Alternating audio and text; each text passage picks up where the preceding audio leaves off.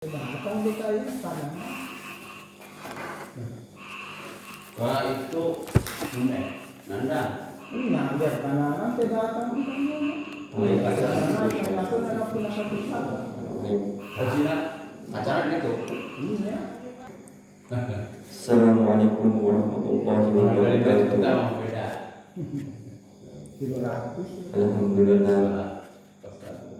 Alhamdulillahirabbil alamin wa bihi nasta'inu ala umuri dunya wad din.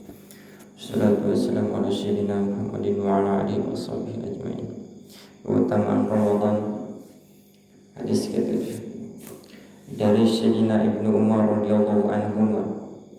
Baginda Rasulullah sallallahu alaihi wasallam bersabda, sesungguhnya Allah Subhanahu wa taala menurunkan rahmat dan para malaikatnya mendoakan rahmat untuk orang-orang yang makan sahur. Hadis riwayat Tabrani, Ibnu Hibban dari kitab At-Targhib. Dari Sayyidina Ibnu Umar radhiyallahu anhu, baginda Rasulullah sallallahu alaihi wasallam bersabda, sesungguhnya Allah Subhanahu wa taala menurunkan rahmat dan para malaikatnya mendoakan rahmat untuk orang-orang yang makan sahur. Hadis riwayat Tabrani, Ibnu Hibban dari kitab At-Targhib. Betapa besar nikmat dan karunia Allah Subhanahu wa taala.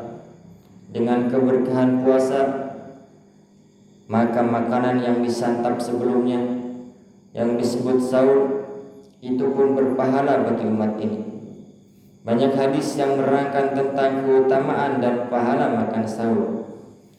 Al-Ma'aini rahmatullah alaih, penulis syarah Sahih Bukhari, telah meriwayatkan fadilah sahur dari 17 orang sahabat. Semua ulama bersepakat bahwa makan sahur adalah sunnah. Namun banyak orang yang tidak mendapatkan pahala yang besar ini karena kemalasan mereka.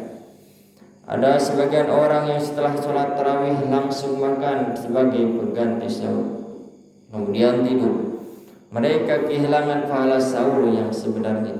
Secara bahasa, seperti dalam kamus, sahur artinya makan menjelang fajar.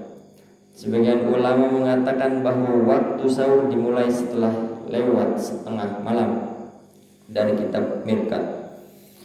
Menurut Syekh Al-Zamakhsyari rahmatullah alaih, malam terbagi menjadi 6 bagian dan 1/6 yang terakhir adalah waktu sahur.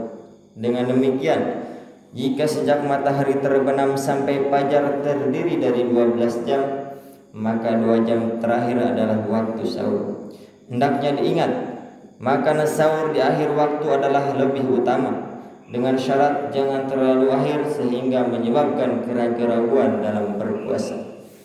Banyak hadis yang menerangkan tentang keutamaan sahur.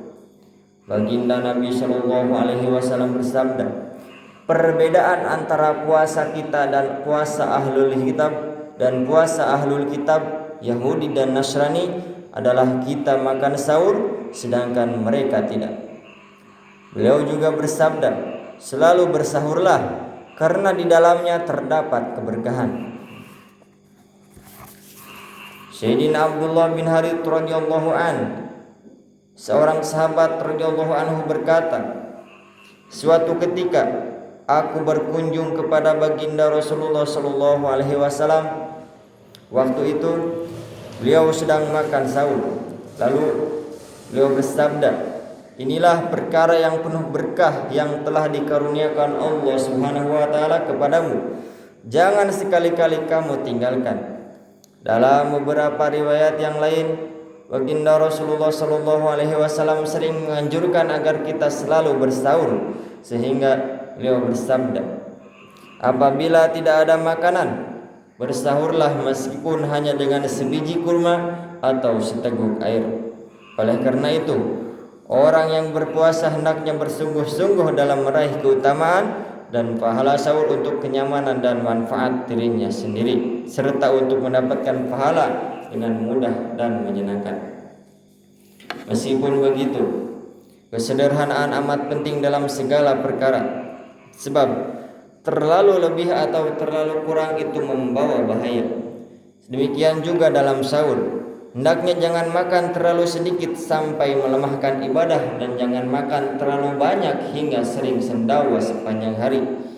Banyak hadis yang melarang makan berlebihan. Banyak hadis yang mengisyaratkan untuk makan sahur walaupun hanya dengan sebiji kurma atau seteguk air.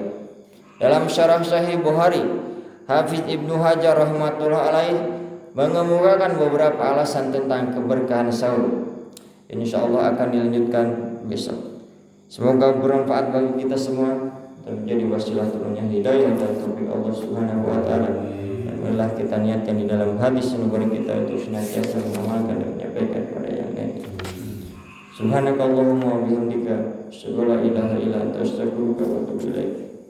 Assalamualaikum warahmatullahi wabarakatuh.